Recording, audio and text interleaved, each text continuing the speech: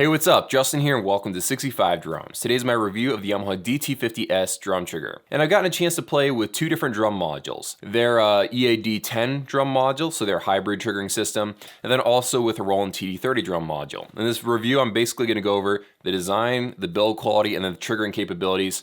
There's some good stuff and bad stuff about this trigger, so let's get into it. Now, when you first take this out of the box, you're immediately struck with how heavy this thing is. It's around 5 times as heavy as most other drum triggers around this price range.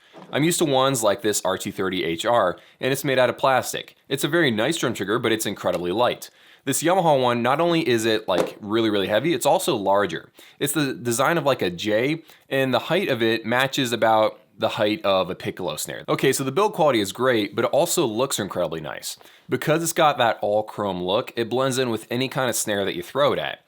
For example, on this piccolo snare here, because it's got a steel shell and all that silver just blends in together, it looks like it was meant to be there. I love the way it looks. So overall design and build quality, those are the two main aspects of this trigger that I like the most. It looks incredibly nice and it's practically bulletproof.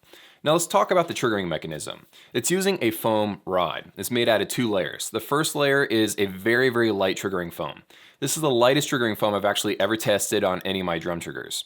And then protecting that is a very dense foam disc on top of that. Now the one thing that I don't like about the build of this trigger isn't really down to the materials. For some reason, even though it's using all the right components, it seems to be getting loose every 2 songs. So you're playing along and all of a sudden it's bobbing up and down, or you can slide it back and forth. And it's just the one thing that I don't like about the build. It's not because they're using cheap components. I don't know what the issue is.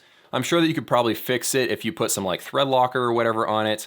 But yeah, that's the only thing that I don't like about the build of this trigger. Okay, so now it's time to do some playing examples, and then I'm going to talk about my overall experience with how well it's triggered and what it's like to use in real life.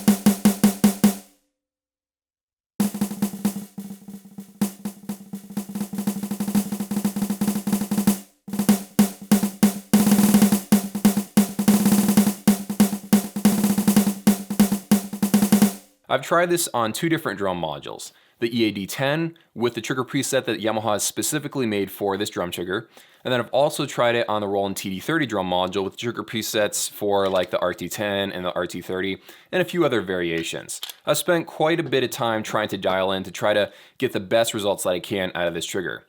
And my overall experience with the triggering has been kind of subpar, unfortunately, compared to other options from other companies. For example, it's not quite as sensitive, so it doesn't pick up the really soft stuff. If you play some really soft ghost notes, it doesn't pick up all of them. Okay, so apart from overall sensitivity, what about accuracy? How well does it track what you're playing? When I'm playing really simple stuff like a regular groove, it picks it up just fine. But when you start playing really fast or really complicated stuff, it seems to struggle a little bit. Okay, so in summary, I have some mixed feelings about this drum trigger. On the one hand, I love the way it looks. This is the nicest looking drum trigger I've seen in a very long time. It looks awesome, all that chrome and everything. Secondly, the build quality is fantastic. This is a solid chunk of steel. It's gonna last you a very long time. So I love the build quality and the way it looks. But as far as triggering results go, that could be worked on in version 2.